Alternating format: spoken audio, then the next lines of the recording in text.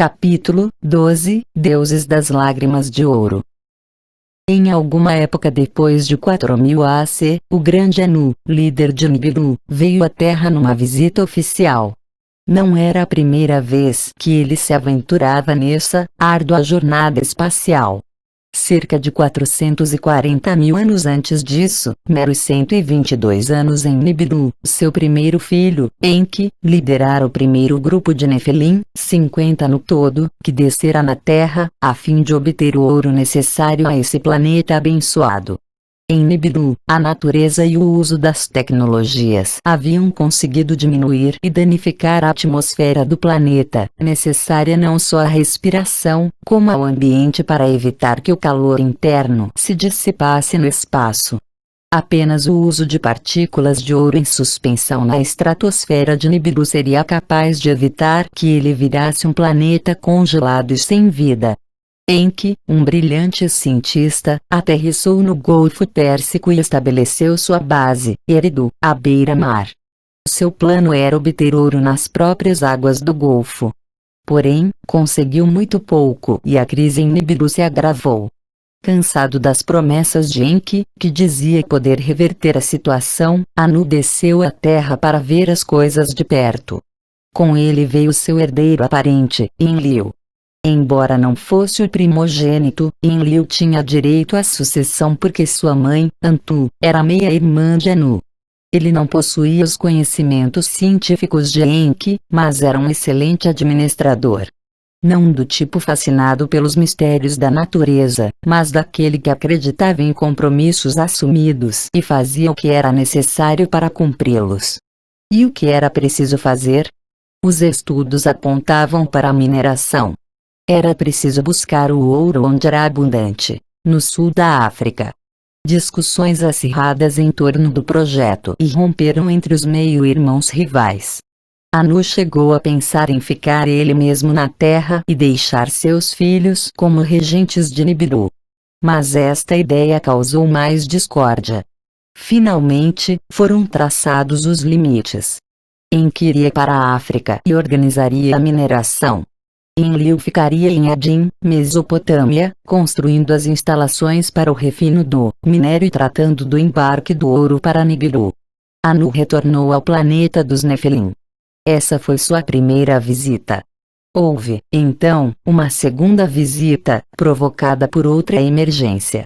40 anos depois da primeira aterrissagem, os Nefelim, que haviam recebido a missão de trabalhar nas minas de ouro, se amotinaram. Quanto daquilo fora gerado pelas árduas jornadas de trabalho, e quanto refletia a inveja e o atrito entre os dois irmãos, ninguém sabe. O fato é que os Nefelim, liderados por Enki, se amotinaram, recusando-se a continuar trabalhando, e mantendo Enlil como refém por ter se negado a resolver a crise. Todos esses eventos foram registrados e milênios mais tarde foram narrados aos terrestres, para que soubessem como tudo começara. Um conselho dos deuses foi convocado. Enlil insistiu para que Anu viesse à Terra presidir o conselho e julgar Enki. Na presença dos líderes reunidos, Enlil narrou os acontecimentos e acusou Enki de liderar o motim. Mas quando os amotinados contaram sua história, Anu condoeu-se deles. Eram astronautas, não mineiros, e a carga de trabalho realmente ficara insuportável. Quem iria, então, fazer o trabalho? Como poderiam sobreviver em Nibiru sem o ouro necessário? Enki apresentou uma solução: criar trabalhadores primitivos, que se encarregariam de realizar a parte difícil do trabalho. À sua espantada plateia, ele relatou que vinha desenvolvendo uma experiência com a ajuda do oficial médico Ninti/Ninharsag. Já existia na Terra, no leste da África, um ser primitivo, um homem macaco. Esse ser deveria ter se desenvolvido na Terra a partir de uma semente da vida de Nibiru, que passara para a Terra, provavelmente, durante uma remota colisão com Tiamat. Havia compatibilidade genética. Faltava, apenas, aprimorar esse ser, fornecendo alguns dos próprios genes do Nefelim. Seria uma criatura à imagem e semelhança do Nefilim, capaz de manejar ferramentas e inteligente o suficiente para obedecer ordens. E foi assim que Lulu Amelu, o trabalhador mestiço, nasceu num frasco de laboratório, fruto da manipulação genética e da fertilização do óvulo de uma mulher macaco. Os híbridos não podiam procriar. Mulheres Nefilim precisavam servir toda vez como deusas portadoras. Mas em Kinin-Arsar foram aperfeiçoando o ser, corrigindo os erros, até conseguir o modelo perfeito. Eles o chamaram de Adão, aquele da terra. Com ajudantes produtivos, o ouro foi produzido em abundância. Os 7 acampamentos primitivos se transformaram em cidades e os Nefilim, 600 na Terra, 300 em estações orbitais, foram se acostumando a uma vida de ócio. Alguns, apesar da objeção de Enlil, tomaram as filhas dos homens como esposas e tiveram filhos com elas. Para os Nefilim, obter o ouro era agora uma tarefa sem lágrimas. Para Enlil aquilo começou a parecer uma missão pervertida. Tudo terminou com o dilúvio. Por um bom tempo as observações científicas avisaram que a calota de gelo da Antártica tornara-se instável, que outra passagem de Nibiru próxima à órbita na Terra, entre Marte e Júpiter, poderia, por sua atração gravitacional, deslocar essa tremenda massa de gelo, desprendendo-a do continente e criando uma onda enorme pelo planeta, o que alteraria os oceanos e a temperatura da Terra e produziria tempestades terríveis. Consultando Anu, Enlil deu a ordem: preparem as naves para abandonar a Terra. Mas e os homens? Perguntaram em Kinin-Arsar. Deixem que morram, respondeu Enlil, obrigando os Nefilim a guardar segredo, para não deixar o desespero dos homens interferir nos preparativos para a partida. Relutante, Enki também jurou. Porém, fingindo falar com uma parede, instruiu seu fiel seguidor Ziusudra construíram de Batu, um submarino, no qual ele e sua família, muitos animais poderiam sobreviver ao movimento das águas, e assim impedir que a vida na Terra se extinguisse. Ele forneceu um navegador para trazer o submarino até o Monte Ararat, o pico duplo mais aparente do Oriente Médio. Os textos da criação e do dilúvio, ditados pelos Nefilim aos sumérios, oferecem mais detalhes do que os da Bíblia, que foram resumidos e alterados. Quando a catástrofe ocorreu, não havia só semideuses na Terra. Algumas das principais divindades, membros do círculo sagrado dos 12, eram, de certa forma, humanos. Naunar/Sinishkur/Hadad, filhos mais novos de Enlil, haviam nascido na Terra. Da mesma forma, os 2 filhos de Sim, Utu/Shamash e Nana/Estar. Em Kinin-Arsar, com quem ele teria partilhado sua operação Noé, juntaram-se aos outros para sugerir que os Nefilim não saíssem da Terra para sempre, mas permanecessem em órbita terrestre para ver o que aconteceria. De fato, após o maremoto inicial, e o término das chuvas, os picos da Terra começaram a aparecer, os raios do Sol atravessaram as nuvens, formando vários arco-íris pelo céu. Enlil, percebendo que a humanidade havia sobrevivido, ficou a princípio enraivecido. Mas depois acalmou-se. Compreendeu que os Nefilim poderiam permanecer na Terra e que, se desejavam reconstruir suas instalações e continuar extraindo ouro, o homem, a quem caberia proliferar e prosperar, não deveria mais ser tratado como escravo e sim como sócio. Na época antediluviana, o espaçoporto para as idas e vindas dos Nefilim e seus suprimentos, assim como para o transporte do ouro beneficiado, ficava na Mesopotâmia, em Separ. Porém, agora, todo o vale fértil entre o Tigre e o Eufrates estava coberto de lama. Assim, usando o Monte Ararat de 2 picos, como ponto focal do corredor de aterrissagem, ergueram 2 montanhas artificiais às margens do Nilo, as 2 pirâmides de Gizé, para servir como faróis de aterrissagem para um aeroporto pós-diluviano na península do Sinai. Ele ficava mais perto, ainda, das minas africanas de ouro. Os humanos, para que pudessem sobreviver e multiplicar-se, tornando-se mais úteis aos Nefilim, foram agraciados com determinadas condições para criar uma civilização em 3 estágios. Inicialmente, vieram de Nibiru sementes vitais para a sobrevivência, espécies nativas de plantas. Depois, os animais foram domesticados e o homem aprendeu a técnica da cerâmica e dos metais. Esta última atividade tinha grande importância, pois dela dependia o suprimento necessário de ouro aos Nefilim, uma vez que as velhas minas tinham sido inundadas e cobertas de lama e sedimentos. Desde o dilúvio, Nibiru aproximara-se outra vez da terra e materiais vitais foram recebidos, mas pouco ouro fora entregue. Era necessário, portanto, localizar os antigos filões no meio da lama, fazer túneis nas montanhas, cortar poços, explodir rochas. A humanidade precisava de ferramentas para isso. Ferramentas resistentes para extrair o que os Nefilim conseguiam com suas armas de raios. Felizmente, enorme quantidade de água sobre a terra tivera, também, uma ação positiva. Elas puseram o lodo, lavaram-o, encheram os leitos dos rios com pepitas de ouro, misturadas ao cascalho e à lama. Esse ouro constituía uma nova fonte, mais fácil de extrair, mas muito mais difícil de encontrar e transportar, pois o local onde essas pepitas eram abundantes ficava do outro lado da terra. Entre as cadeias montanhosas em frente ao grande oceano, uma riqueza incalculável em ouro ficara exposta. Jazia ali, pronta para ser apanhada, se os Nefilim fossem até lá e encontrassem alguma forma de embarcar o ouro. Com a aproximação de Nibiru da terra, o grande Anu e sua esposa Antu resolveram fazer uma visita formal à terra, para ver como andavam as coisas. O que haviam conseguido fornecendo à humanidade os 2 metais sagrados, Ana e Âmbar, com os quais podiam agora fabricar ferramentas. O que haviam conseguido expandindo as operações para o outro lado do mundo. Estariam os depósitos cheios de ouro, pronto a ser embarcado, como afirmavam os relatórios.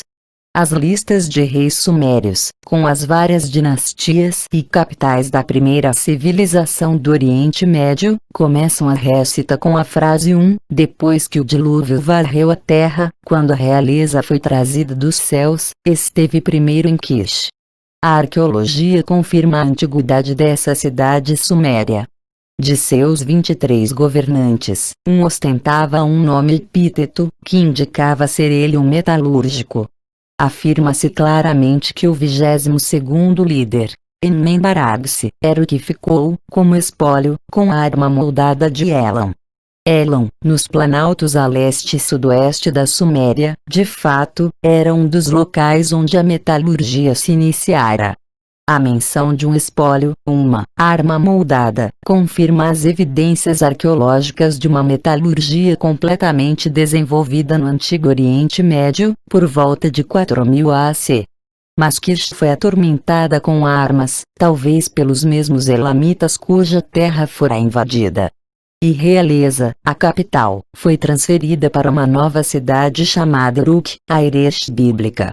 Um de seus 12 reis, o mais conhecido, foi Gilgamesh, de fama heróica. Seu nome significava Paragibil, deus da fundição e do molde dedicado.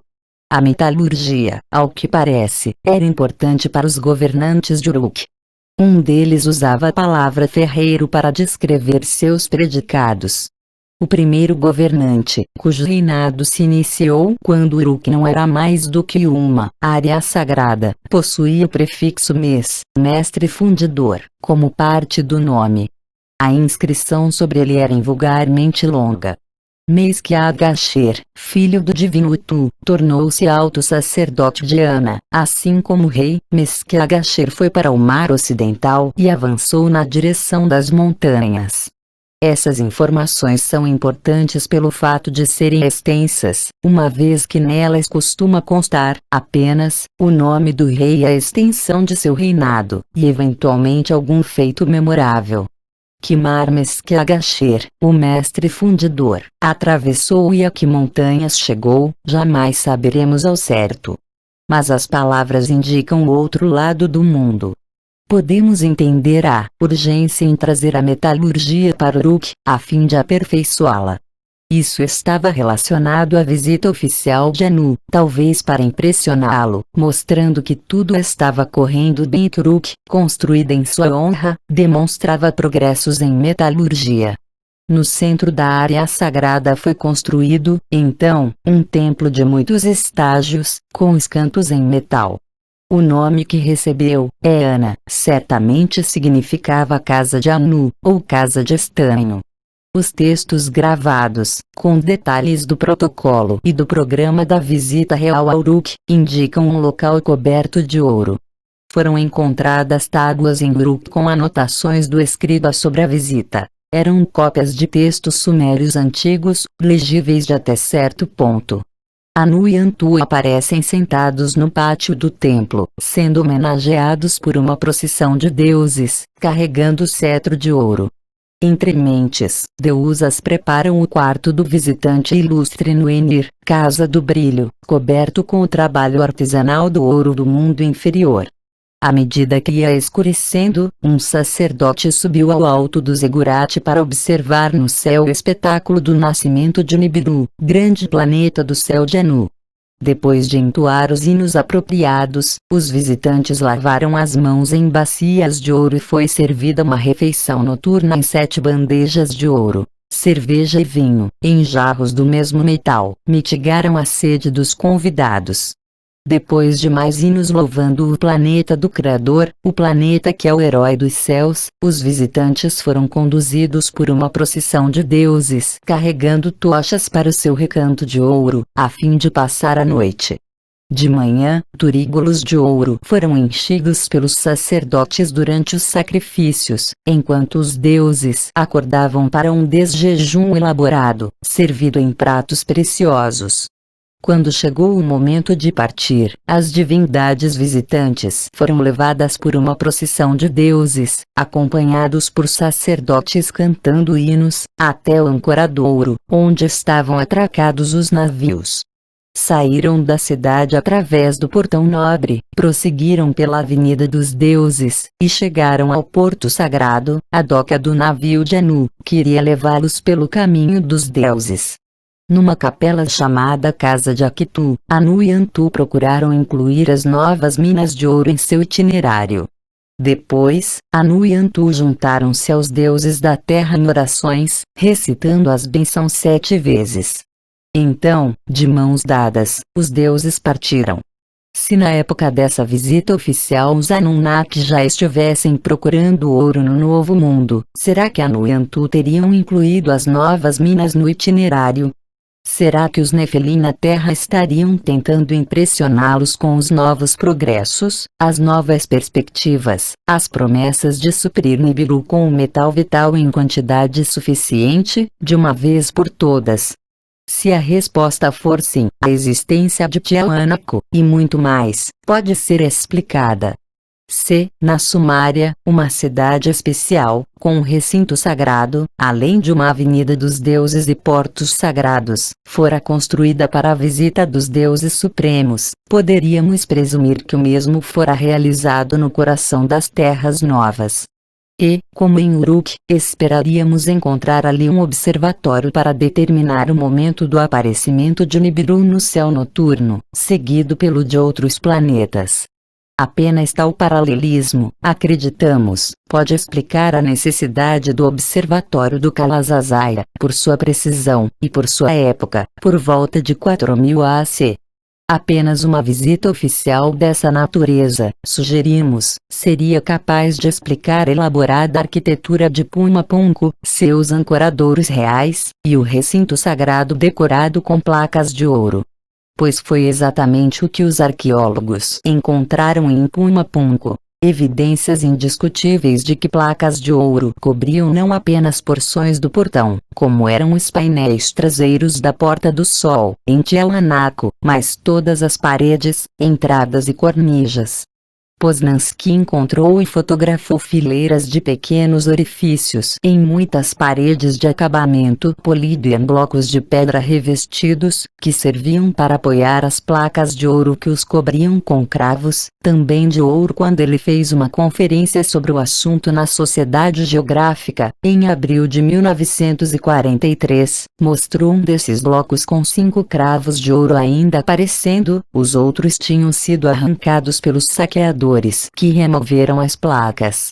A possibilidade de ter sido construído em Pumapunku, em épocas remotas, um edifício com paredes, teto e cornijas recobertos de ouro, exatamente como o de Enir, em Uruk, é mais significativa quando descobrimos que os baixos relevos que decoravam os portões cerimoniais no local, assim como algumas das gigantescas estátuas do grande deus, em Tiahuanaco, eram recobertos de ouro.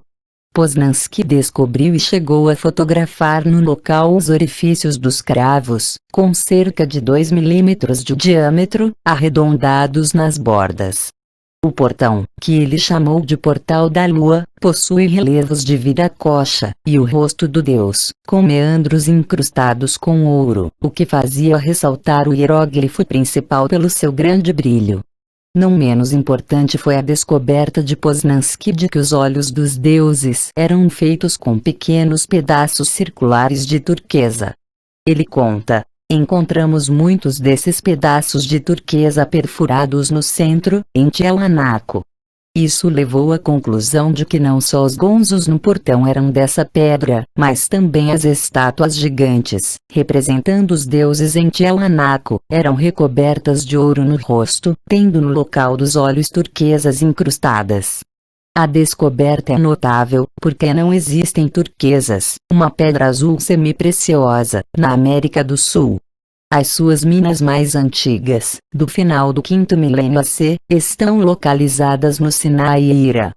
Para completar, essas técnicas de incrustação da turquesa eram características do Oriente Médio, não sendo encontradas em nenhum outro local das Américas, e, com certeza, não naquela época.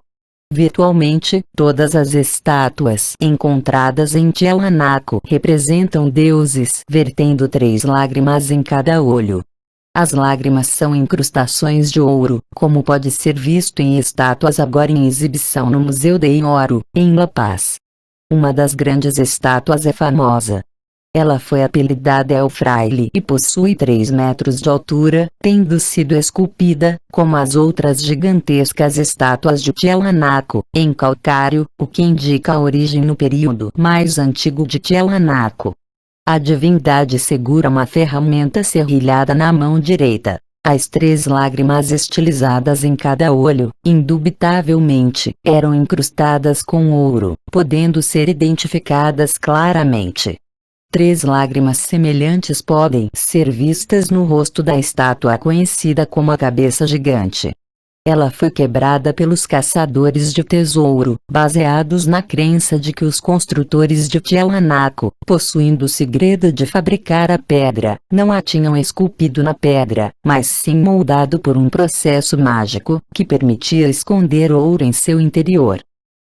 Essa crença pode ter sido gerada pelas lágrimas de ouro que os deuses vertiam. Uma prática que poderia explicar, também, os motivos dos povos andinos chamarem as pepitas de ouro de lágrimas dos deuses.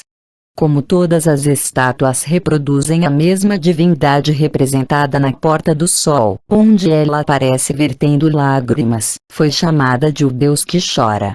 Diante das evidências que encontramos, sentimos-nos autorizados a usar o nome Deus das Lágrimas de Ouro.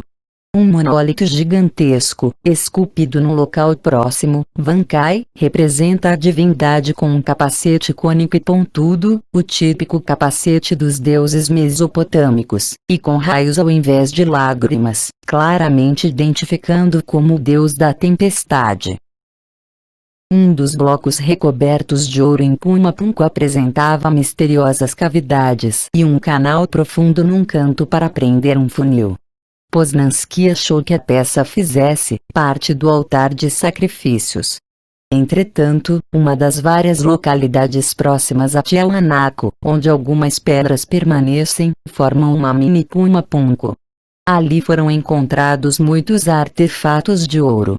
Seu nome é Chuquipajixa, o que em Aymara significa onde o ouro líquido é recolhido, sugerindo a existência de processamento de ouro no local, ao invés de altar de sacrifícios.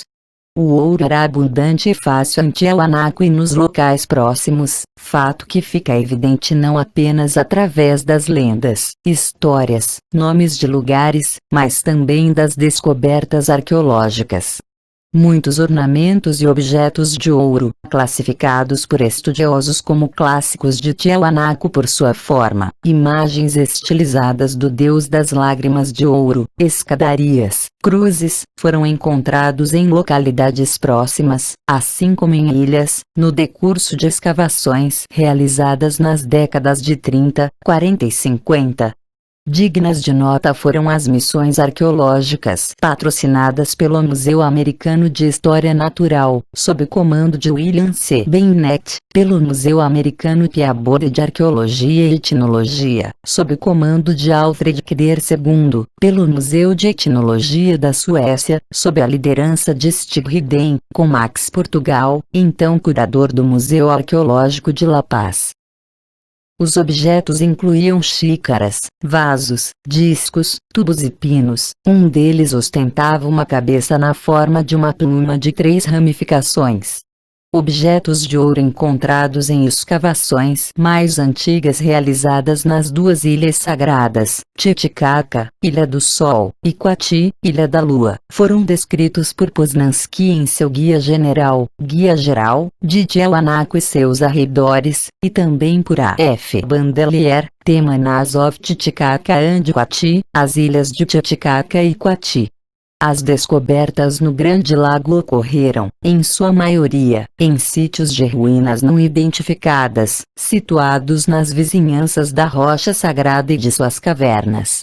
Os estudiosos divergem sobre a sua época. Alguns apontam o período mais antigo de Tiahuanaco, outros, o tempo dos Incas, uma vez que esse povo esteve na ilha para adorar e construir santuários, durante o reinado de Humaytá Capac, o 4º governante Inca. As descobertas de artefatos de ouro e bronze em Tiahuanaco e arredores não deixam dúvidas de que o ouro é anterior ao bronze, que continha estanho, naquela área. Poznansky foi enfático em relegar o bronze ao 3º período de Tiahuanaco. Ele fala da presença de grampos de bronze, usados para reparar estruturas, na época dourada. Como as minas nas montanhas próximas mostram sinais claros de que os minérios de estanho e o ouro foram obtidos nos mesmos locais, é provável que a descoberta do ouro de aluvião e sua mineração levaram à percepção da presença de cassiterita no local. Os dois estão misturados nos mesmos leitos de rios e riachos. Um relatório oficial da Bolívia and the Opening of the Panama Canal, a Bolívia e a abertura do Canal de Panamá, de 1912, afirmava que tanto o rio Tipuani como o rio que corre do Monte Ilancu, além do minério de estanho, ambos eram famosos pela presença de cascalho contendo grandes quantidades de ouro, em profundidades de até 90 metros. Significativamente, a proporção de ouro aumenta com a profundidade do cascalho. O relatório observa também que o ouro do rio Tipuani era de 22 a 23,5 quilates, quase ouro puro. A lista de localidades bolivianas com ouro de aluvião é quase inesgotável, mesmo depois de todos os séculos de exploração espanhola. Entre 1540 e 1750, só os espanhóis extraíram da Bolívia o equivalente a 2.800.000 quilos de ouro. Antes de sua independência, no século XIX, a Bolívia era conhecida como Alto Peru e fazia parte dos domínios sul-americanos dos espanhóis. Os recursos minerais não respeitavam fronteiras políticas e já descrevemos em capítulos anteriores as riquezas em ouro, prata e cobre que os espanhóis encontraram no Peru. Os europeus acreditavam que o filão-mãe de todo o ouro nas Américas se localizava nos Andes peruanos. Uma olhada no mapa dos recursos minerais da América do Sul oferece uma visão clara. 3 faixas de várias larguras com veios de ouro, prata e cobre serpenteiam ao longo de uma inclinação noroeste-sudoeste, desde a Colômbia, ao norte, até o Chile e Argentina, ao sul. Ao longo dessas faixas encontram-se as mais famosas fontes desses minerais, algumas encaradas como verdadeiras montanhas de metal puro. As vagarosas forças da natureza e, sem dúvida, a verdadeira avalanche de água do dilúvio, provocaram o afloramento dos minérios, expondo-os, carregando-os montanha abaixo para os leitos dos rios. Como a maioria dos grandes rios da América do Sul flui dos Andes para o leste através da planície amazônica até o Oceano Atlântico, não é de se admirar que o ouro e o cobre sejam abundantes naquele lado do continente. Mas é nos veios encontrados nos Andes que se situam as grandes fontes de minerais, seja de aluvião ou de minas. Quando se observam no mapa todas as faixas entrelaçadas, representando os veios, com cada metal em uma cor, o desenho nos faz pensar nas duplas hélices da estrutura do DNA, dobrando-se para o interior, desce mesmo e serpenteando ao redor do RNA, numa imitação das correntes da vida e da hereditariedade dos seres vivos sobre a Terra. No interior dessas faixas encontram-se até mesmo minerais raros, platina, bismuto, manganês, wolfrâmio, ferro, mercúrio, enxofre, asbestos, cobalto, arsênico, chumbo, zinco, e o mais importante para técnicas modernas e antigas de fundição e purificação de metais, o carvão mineral e o petróleo. Alguns dos depósitos mais ricos de ouro, trazidos pelas corredeiras dos rios, estão localizados a leste e ao norte do Lago Titicaca. Lá, na Cordilheira Real, que envolve o lago do nordeste a sudeste, uma quarta faixa junta-se às outras, é a faixa de estanho, na forma de cassiterita. Ela fica proeminente na margem oriental do lago, curva-se para o oeste, ao longo da bacia de Tiahuanaco, depois corre para o sul, em curso quase paralelo ao rio Desaguadero. Junta-se às outras 3 faixas perto do Oruro e do lago Poopó e desaparece ali. Quando Anu e sua esposa chegaram para ver todas as riquezas minerais, a área sagrada de Tiahuanaco, seu revestimento de ouro, os portos, estavam em seu lugar. Quem foi recrutado e trazido pelos Nefelim para construir tudo isso, em 4000 AC? Nessa época, o povo das planícies altas ao redor da Suméria já trabalhava de forma rudimentar a pedra e os metais. Mas a verdadeira tecnologia metalúrgica, incluindo a moldagem, as construções elevadas, o hábito de realizar planos arquitetônicos, a determinação da orientação estelar, estava nas mãos dos sumérios. A figura central que aparece na área sagrada semi-subterrânea de Tiahuanaco é barbada, assim como muitas das cabeças de pedra esculpidas na parede do recinto que ostenta dignitários desconhecidos. Muitos deles usam turbantes, como os dos dignitários sumérios. É preciso, então, perguntar: onde e quando os incas, continuando os costumes do antigo império, adquiriram as regras de sucessão dos sumérios, ditadas pelos Nefelim? Porque em algumas ocasiões, os sacerdotes incas invocavam o céu, pronunciando as palavras Ziana, e a terra, pronunciando as palavras Ziquia, termos sem significado nos dialetos Quechua e Aimara, segundo S.A. Lafone Quevado, em Esquimbarra o mitológico, ensaio mitológico, mas que em sumério significam vida celestial Zi.ana, e vida na terra Zi.ki.a.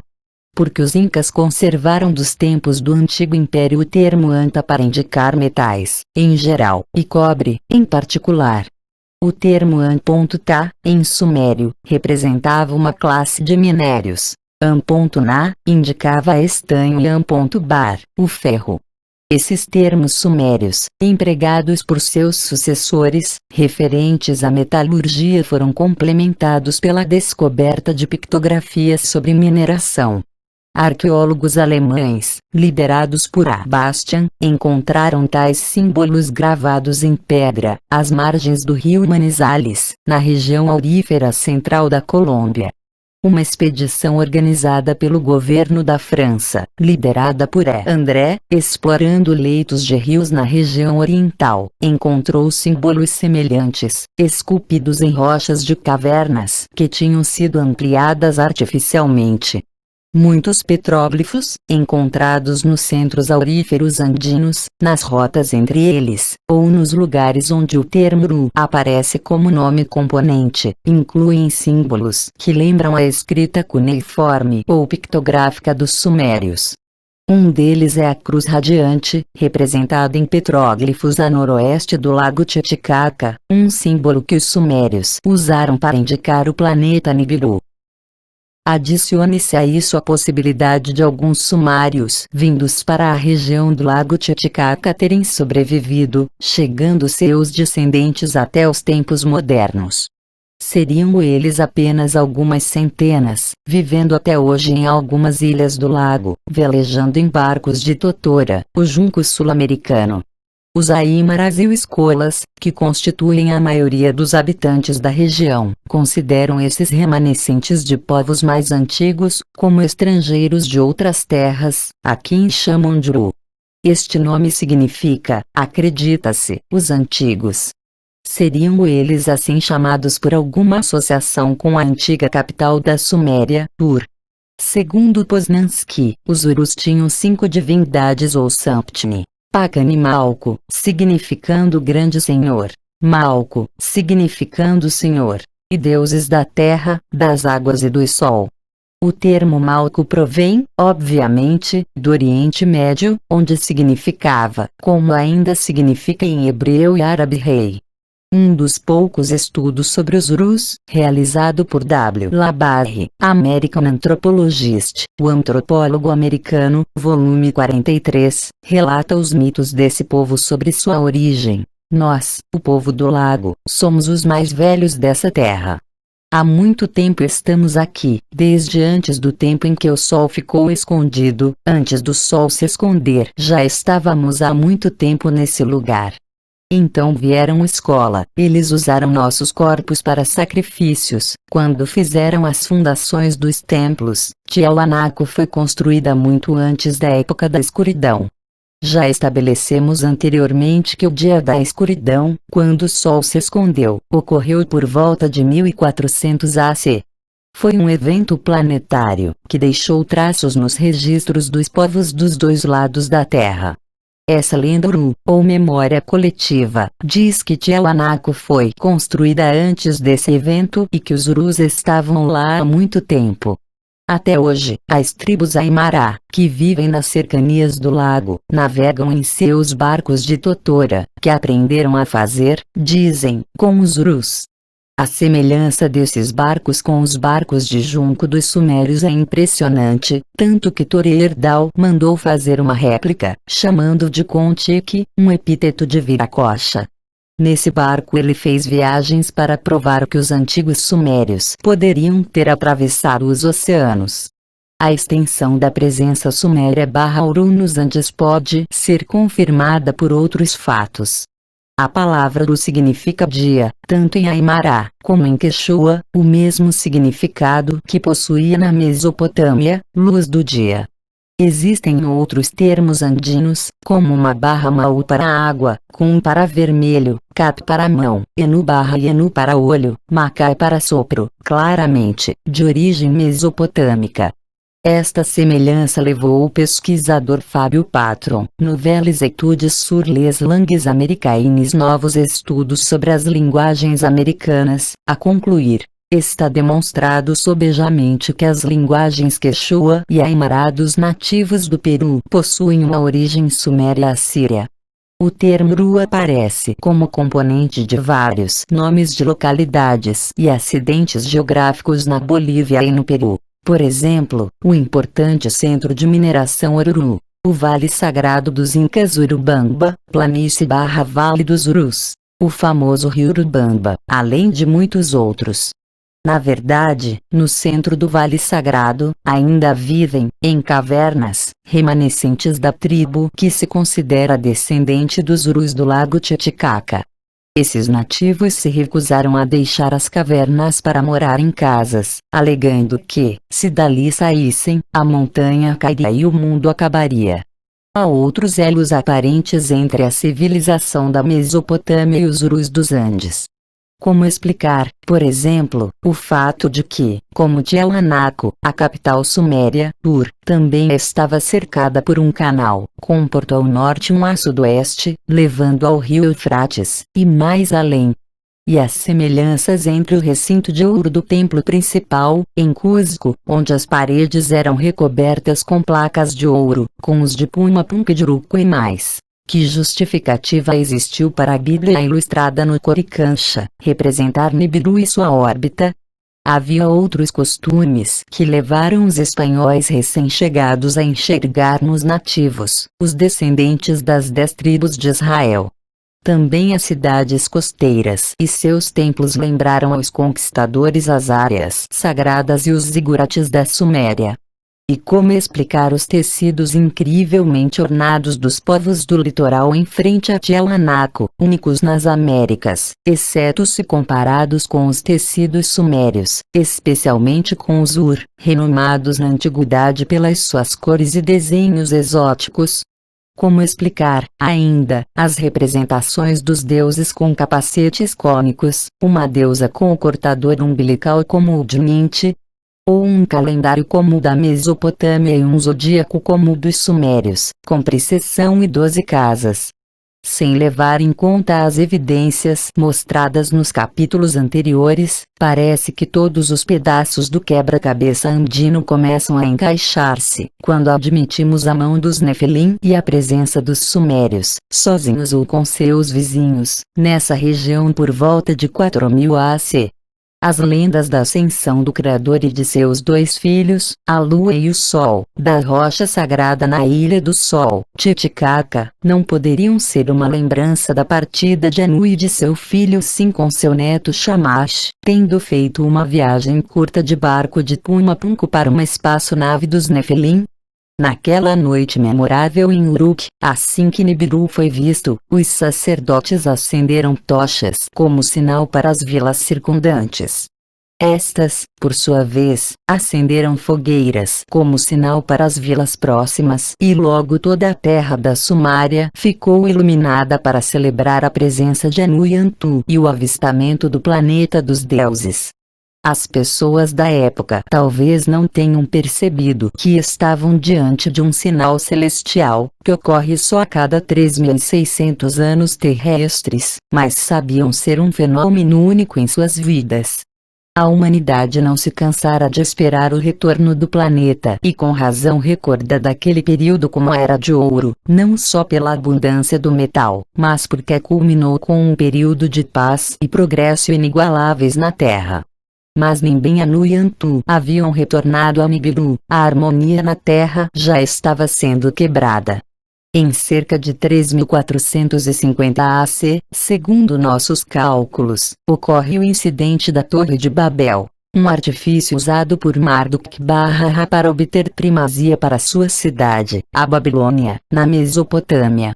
Embora frustrado por Enlil e Ninurta, esse recurso engenhoso para envolver a humanidade na construção de uma torre arrojada que iria até o céu provocou a decisão dos deuses de dispersar a humanidade e confundir suas linguagens. E, a até então civilização única, com sua linguagem própria, viu-se, de repente, dividida. Depois de um período caótico, que durou 350 anos, a civilização do Nilo, com sua linguagem escrita rudimentar, foi formada. Isso aconteceu, segundo os estudiosos, por volta de 3100 AC.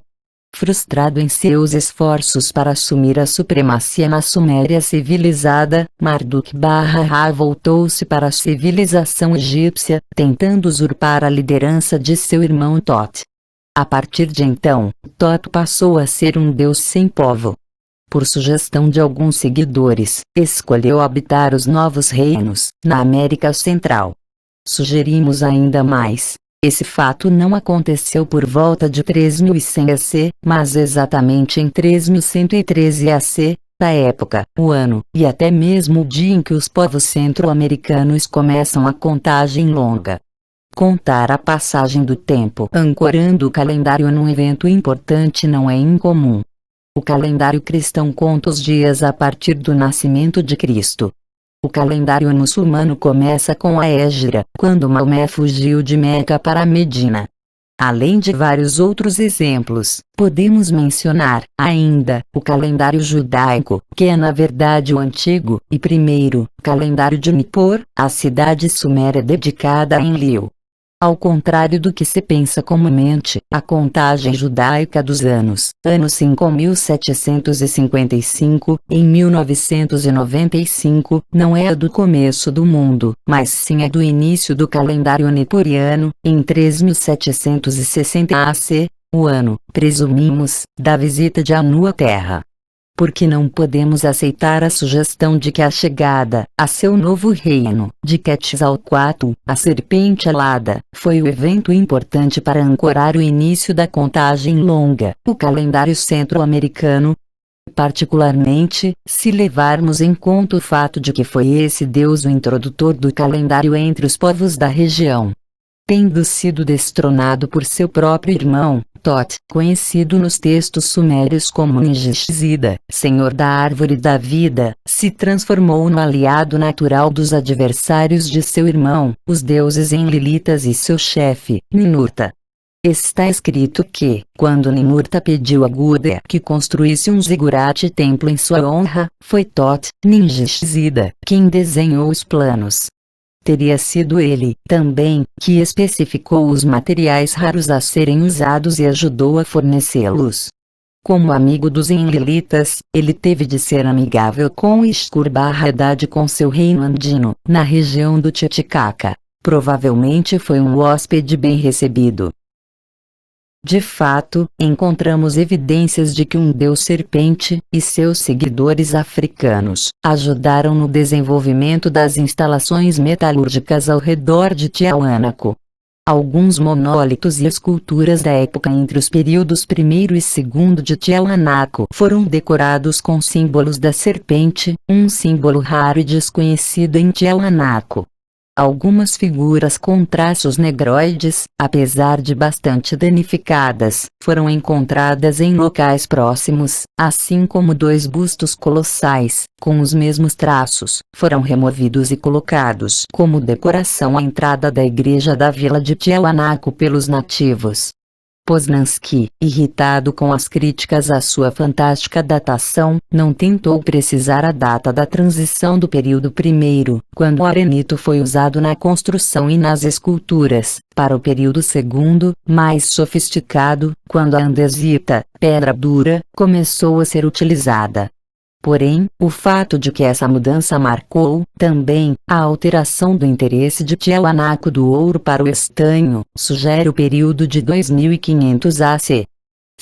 Como acreditamos, os deuses enlilitas, Haddad, Ninurta, guardiães do Oriente Médio, estavam fora, ocupados com a instalação da colônia dos cassitas. Isso explicaria a usurpação do poder nessa época por Inanna-Shtar, que lançou forte ofensiva contra Marduk-Ra para vingar a morte do seu amado esposo Durnuzi, causada, segundo ela, por Marduk.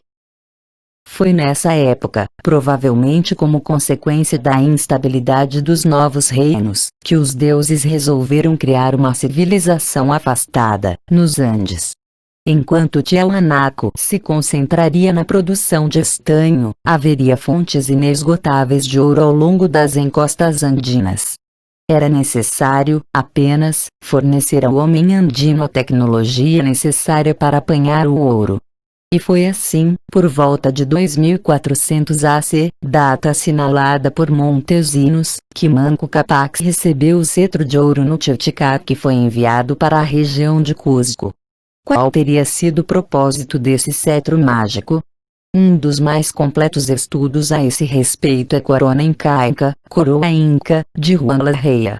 Analisando artefatos, lendas e representações pictóricas dos reis incas, ele concluiu que o cetro de ouro era um machado Ilari, que foi chamado de Tupailari, machado real. Seria uma arma ou uma ferramenta? A resposta está no Egito.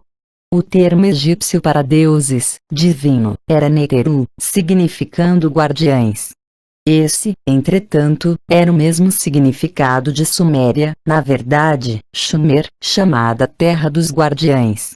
Nas primeiras traduções de textos bíblicos para o grego, o termo Nefilim, aliás, Anunnaki, tomou o sentido de guardiães. O hieróglifo para esse termo era um machado. Vales Budge, The Gods of the Egyptians, os deuses dos egípcios, concluiu, num capítulo especial intitulado Machado como um símbolo divino, que este objeto era feito de metal. Ele menciona que o símbolo, como o termo Neter, provavelmente, fora emprestado dos sumários. Dessa forma teve início a civilização andina, fornecendo ao homem dos Andes o machado com o qual ele poderia minerar ouro. As histórias de Manco Capac dos irmãos Ayar, com certeza, marcaram o final da fase mesopotâmica do ouro em Tiahuanaco. Houve, então, um ato de tempo. Durou até que o lugar voltasse à vida como um centro mundial de estanho. Os cassitas chegaram e transportaram o estanho, ou o bronze já pronto, através do Pacífico.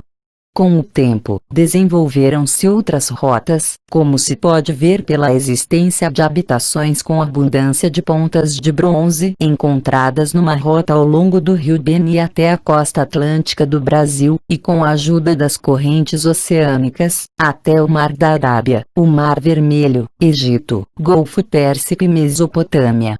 Poderia haver, e provavelmente havia, uma rota pelo antigo império, através do rio Urubamba, como indicaram os locais megalíticos e a descoberta de estanho puro em Machu Picchu. Essa rota leva ao Amazonas e à ponta noroeste da América do Sul, depois, através do Atlântico, para a África Ocidental e o Mediterrâneo. Então, à medida que os centro-americanos atingiram um certo grau de civilização, uma terceira, e mais rápida alternativa, foi oferecida pela estreita faixa que servia como ponte de terra entre o Oceano Pacífico e o Atlântico, via Mar do Caribe. Esta rota seria seguida, tempos mais tarde, na direção contrária, pelos conquistadores. A terceira rota, da civilização Olmeca, deve ter se tornado a preferida depois de 2000 AC, como fica evidenciado pela presença de traços do Mediterrâneo, pois em 2024 AC, os Nefilim, liderados por Ninurta, temendo que o espaçoporto do Sinai fosse tomado por seguidores de Marduk, destruíram-no com armas nucleares. Sem se deter, a nuvem mortal seguiu para o leste, atingindo a região da Mesopotâmia, devastando a Suméria e sua última capital, Ur. Como se o destino tivesse traçado, a nuvem se desviou para o sul, poupando a Babilônia. Sem perder tempo, Marduk atacou à frente de um exército de cananitas e amoritas, seus seguidores, declarando-se rei da Babilônia. Foi então, acreditamos, que foi tomada a decisão de levar os seguidores africanos da civilização de Tot-Quetzalcoatl a criar um reino na América Central. Um dos raros estudos acadêmicos, admitindo que os Olmecas eram negroides africanos, é o de Leo Wiener, professor de línguas na Universidade de Harvard. Em seu livro, África and the Discovery of America, a África e o Descobrimento da América, ele conclui, baseado em características raciais e outras, principalmente em análise linguística, que a língua Olmeca provinha do grupo linguístico Mande, da África Ocidental, entre o rio Níger e o Congo. Porém, escrevendo em 1920, antes que a verdadeira época da presença dos Olmecas na América fosse estabelecida, ele levantou a hipótese de que os Olmecas teriam sido trazidos para o território centro-americano por mercadores árabes da Idade Média. Meio século depois, outro grande estudo acadêmico, Unexpected Faces in Ancient America, Rostos Inesperados na América Antiga, de Alexander von Wuthenau, deu um novo passo para a solução do problema. Enriquecido com uma profusão de fotografias de representações de feições semíticas e negroides de herança centro-americana, o estudo encontra o primeiro elo entre o Velho e o Novo Mundo no reinado do faraó egípcio Ramsés III, século XX AC. Para Wuthenau, os Olmecas seriam os Cuxitas da Núbia, a principal fonte do ouro egípcio. Outros africanos, diz ele, poderiam ter vindo em navios fenícios e judeus. Entre 500 e 200 DC, Ivan van Sertima retoma o assunto em Take Carne Before Columbus. Eles vieram antes de Colombo, aceitando a solução cuxita.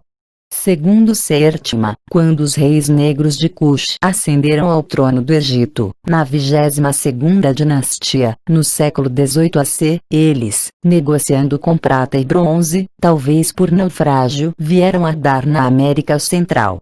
Essa conclusão se originou da datação das cabeças gigantes dos Olmecas, mas hoje sabemos que esse povo começou a voltar em 2000 AC. Quem, então, seriam esses africanos? Sustentamos que os estudos linguísticos de Leo Wierner são correios, mas não à sua época. Quando se comparam as feições das colossais cabeças olmecas com as dos africanos ocidentais, como a desse líder da Nigéria, o general Ibn Banagida, a lacuna de milhares de anos não interfere na semelhança óbvia. É dessa parte da África que Tot poderia ter trazido seus seguidores especialistas em mineração, pois lá existe em abundância ouro, estanho e cobre para fabricar bronze. A Nigéria é conhecida por suas estatuetas de bronze, moldadas segundo a nossa conhecida técnica da cera perdida, há milênios. Pesquisas recentes dataram através do carbono esses objetos e alguns remontam a 2100 AC. É na África Ocidental que um país, Gana, ostentou por séculos o nome Costa do Ouro. Era isso que produzia uma fonte de ouro conhecida desde o tempo dos fenícios. Temos ali, também, o povo Axante, renomado por suas habilidades em ourivesária. Entre seus trabalhos estão pesos de ouro em forma de pequenas pirâmides com degraus, numa terra onde não existia esse tipo de estrutura. Acreditamos que, quando a ordem do Velho Mundo foi contestada, Tota assumiu a tarefa de levar seus seguidores para uma nova terra, criando uma nova civilização com outro tipo de mineração. Com o tempo, como demonstramos, os Olmecas mudaram para o sul, a princípio, para a costa mexicana do Pacífico, depois, atravessaram o Istmo e penetraram na América do Sul. Seu último destino foi a área-chave. Lá, encontraram os mineradores de ouro de Haddad, o povo do cetro de ouro. A idade de ouro dos novos reinos não durou para sempre. Os locais Olmecas no México sofreram destruições. Os próprios Olmecas e seus companheiros barbados tiveram um fim brutal. A cerâmica mochica representa gigantes escravizados e deuses alados lutando com lâminas de metal. O antigo império testemunhou guerras tribais e invasões. E, nos planaltos do Titicaca, as lendas aimarás relembram invasores marchando para as montanhas da costa e matando homens brancos que ainda se encontravam por lá.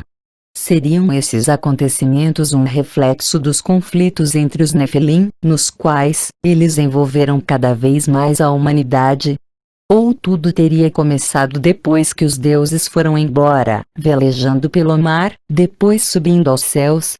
Qualquer que tenha sido o acontecimento, é certo que naquela época as ligações entre os velhos e os novos reinados foram quebradas.